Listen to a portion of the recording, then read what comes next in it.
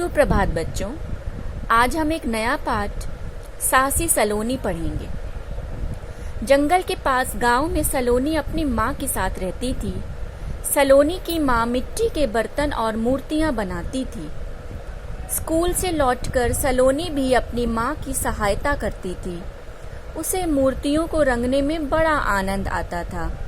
सप्ताह में एक दिन सलोनी की माँ मूर्तियाँ लेकर शहर जाती थी।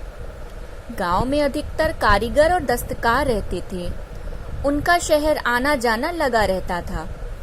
वे सभी जंगल के रास्ते ही जाते थे, क्योंकि जंगल के रास्ते से शहर पहुंचने में बहुत कम समय लगता था। एक दिन रात के समय अचानक जंगल की ओर से घंटा बजने की आवाज आने लगी। गांव वाले नींद से उठकर बैठ गए।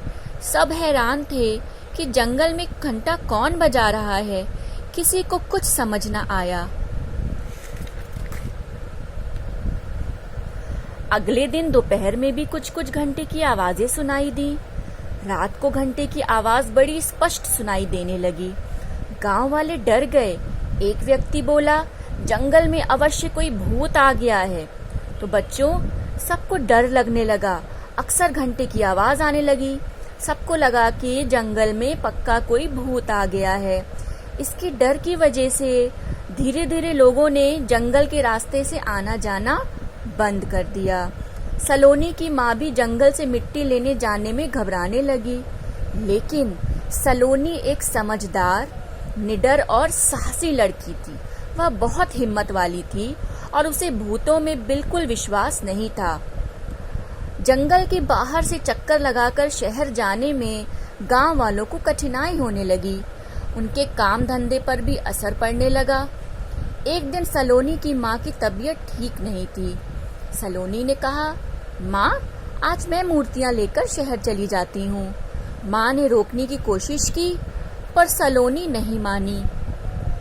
सलोनी बड़ी सावधानी से मूर्तियों का टोकरा लिए जा रही थी। तभी उसे बंदरों की खो खो सुनाई दी और घंटे की आवाज भी आने लगी।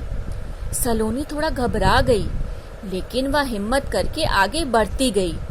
आगे बढ़कर उसने जो दृश्य देखा, उसकी हंसी छूट पड़ी। एक पेड़ पर एक घंटा लटका था और कुछ बंदर उछल कूद कर रहे थे।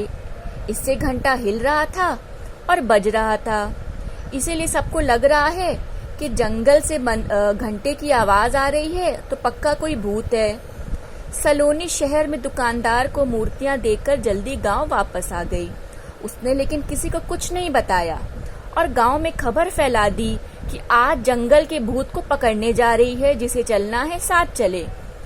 उसकी हिम्मत देखकर मुखिया जी कुछ आदमियों को साथ लेकर चल पड़े। सलोनी के स्कूल के कुछ बच्चे भी साथ हो लिए। सलोनी आगे आगे और पीछे पीछे मुखिया और बच्चे।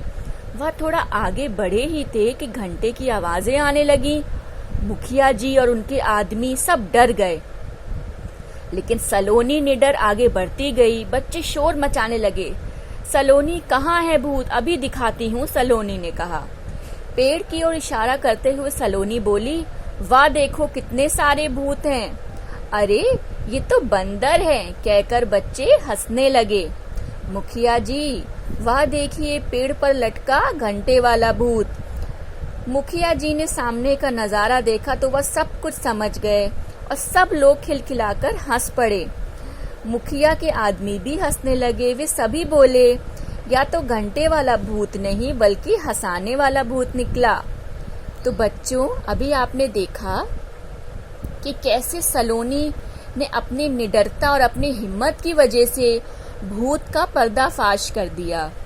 इसीलिए आपको भी कभी घबराने और डरने की जरूरत नहीं है, बल्कि हमेशा ये पता करना है कि जब हमें किसी चीज में डर लगता है तो उसकी वजह क्या है। हमेशा पहले वजह जानिए और फिर अपने काम में आगे बढ़ते जाइए।